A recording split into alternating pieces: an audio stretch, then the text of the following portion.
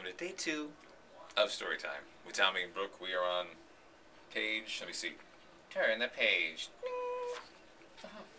Whatever page you're on. For Horton, here's a who. Through the high jungle treetops, the news quickly spread. He talks to a dust speck. He's out of his head. Just look at him walk with that speck on that flower. And Horton walked away, worrying almost an hour. Should I put this speck down? Horton thought with alarm. If I do, these small persons may come to great harm. I can't put it down, and I won't after all. A person's a person, no matter how small. Then Horton stopped walking. The speck voice was talking. The voice was so faint he could just barely hear it. Speak up, please, said Horton. He put his ear near it. My friend, came the voice. You're a very fine friend. You've helped all us folks on this dust speck to no end.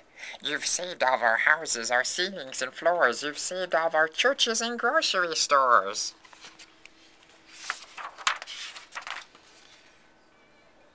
You mean?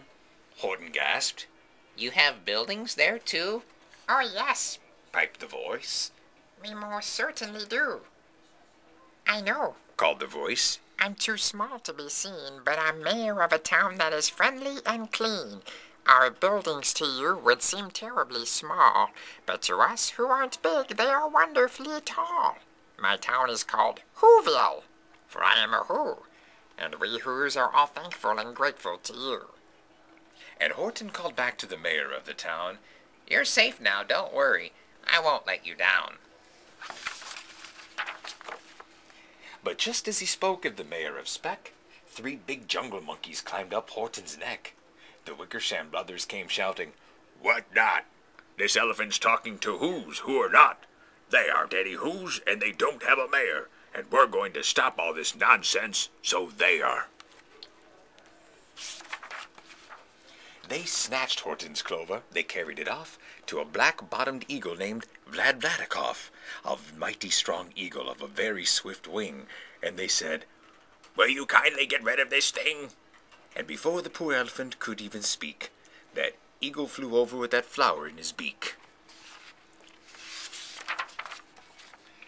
All that afternoon and far into the night, that black-bottomed bird flapped his wings in fast flight, while Horton chased after with groans over stones that tattered his toenails and battered his bones, and begged, "Please don't harm my made little folks, who have as much right to live as us bigger folks do."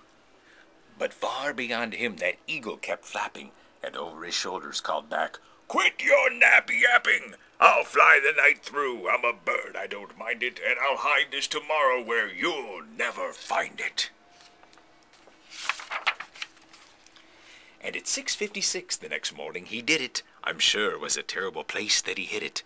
He let the small clover drop somewhere inside of a great patch of clovers 100 miles wide. "Fine that," sneered the bird, "but I think you will fail." And he left with a flip on his black-bottomed tail.